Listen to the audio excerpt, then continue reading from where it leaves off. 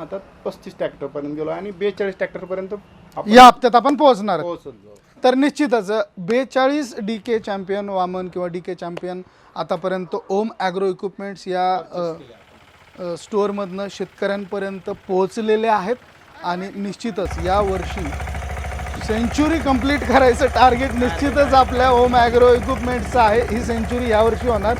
Next year double century आपण करणार आहोत आणि त्याच्या next year whole and soul even कंपनीचा मॅक्झिमम जो टार्गेट आहे तो आपण इथनं कंप्लीट करणार आहोत. त्याचं कारण असं आहे की आता ओम आरगडे सरांनी फ्रँचायझी ही DK डिझेलची घेतलेली आहे आणि या फ्रँचायझीच्या अंतर्गत आपल्या मराठवाड्यामध्ये तसेच विदर्भामध्ये सगळे खानदेशामध्ये डिस्ट्रीब्युटर आपण आता देणार आहोत. म्हणजे फ्रँचायझी थ्रू आपण आता डीलर नेमणार आहोत आणि त्या हां आणि ट्रॅक्टर बिलिंग करायचं त्यांनी 2 ट्रॅक्टर बिलिंग केल्याच्या नंतर तिथं आम्ही एक सिस्टम देऊ त्यांना कॉम्प्युटरची.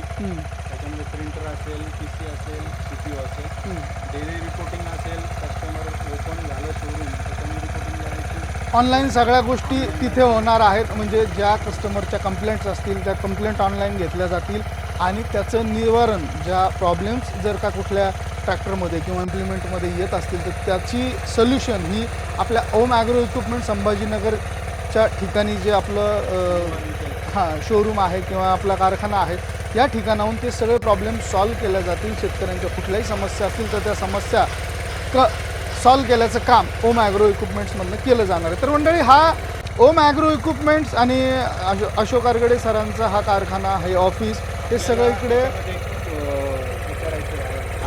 म्हणजे अनाऊन्समेंट करायचे आहे. जे पहिले 100 फ्रँचायसी होतील त्यांना आपण याच्यामध्ये 12% रेव्हेन्यू देतोय. म्हणजे समजून घ्या ट्रॅक्टर 3,20,000 विकला तर त्याला जवळपास 35 ते 38 हजारापर्यंत आपण रेव्हेन्यू देणार आहोत.